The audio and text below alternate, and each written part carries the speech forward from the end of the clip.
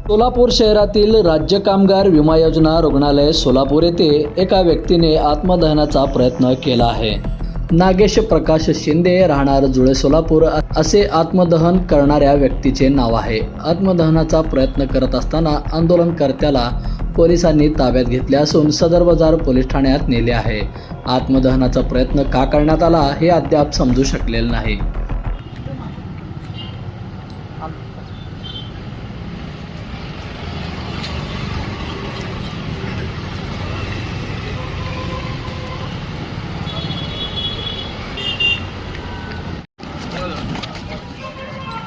काय झालं इथं आपले डॉक्टर अशोक टोपे मॅडम हे वैद्यकीय अधीक्षक होते.